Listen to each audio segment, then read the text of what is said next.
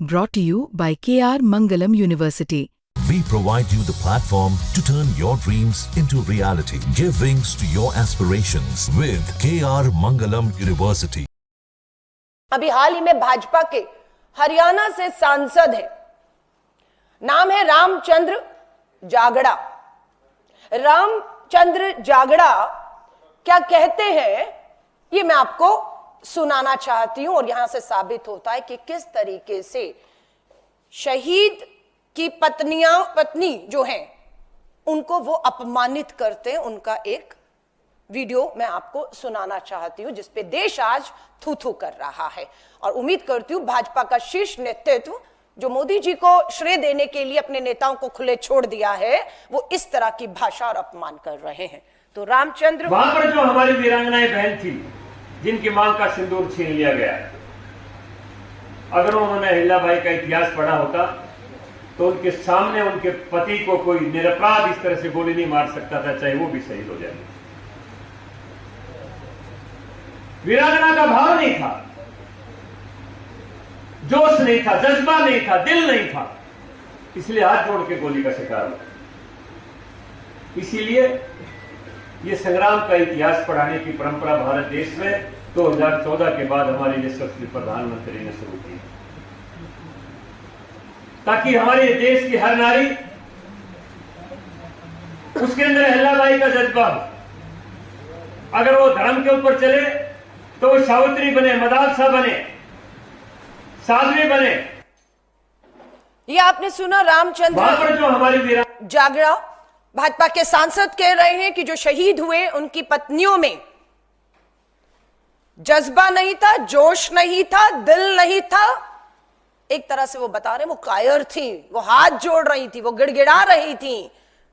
अहिल्याबाई की तरह उन्हें कार्रवाई करनी चाहिए थी। कार्रवाई तो सरकार को समय रहते करनी चाहिए थी। सरकार ने माना, सर्वदलीय बैठक में उनसे चूक हुई है।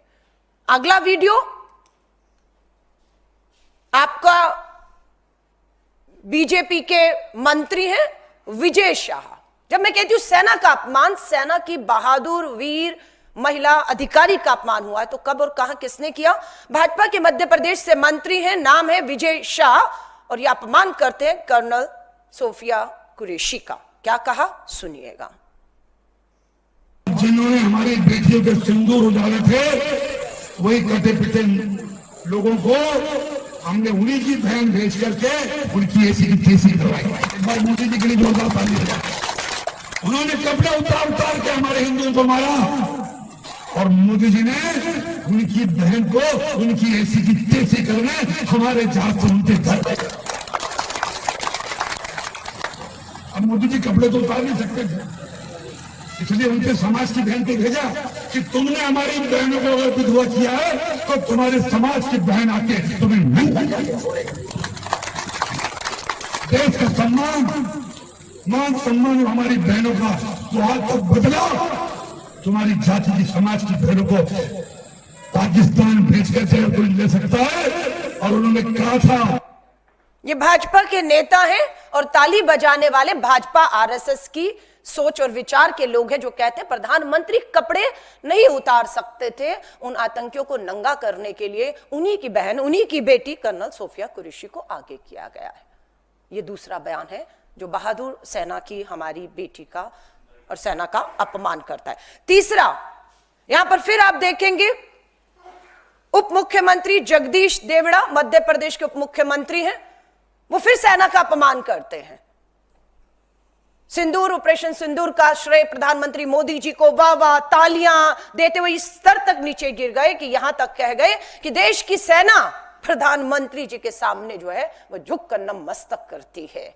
यह अपमान है सेना का। सुनिएगा इनके भी बयान को।